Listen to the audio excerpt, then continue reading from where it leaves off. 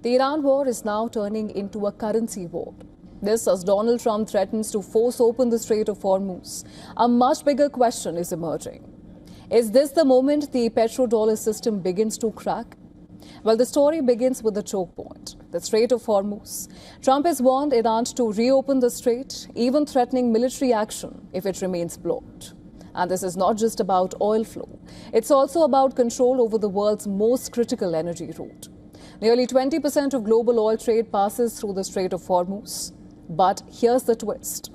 Iran is now turning this control into financial leverage. Reports suggest that tankers are being asked to pay in Chinese yuan or even crypto to cross the strait.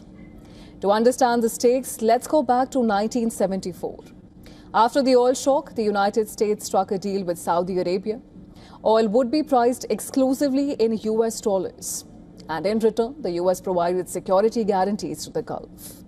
This created the petrodollar system. Every country needed dollars to buy oil, and that made the dollar the world's dominant currency. For decades, nearly 80% of global oil trade has been dollar-denominated, and this gave the US huge power, including the ability to impose sanctions and control global finance. But the system has been under pressure. In 2018, China launched yuan-denominated oil contracts, laying the foundation for a petro-yuan system. Fast forward to today and the Iran war, which has created the perfect test case. Iran is now allowing or demanding yuan payments and linking energy access to non-dollar transactions.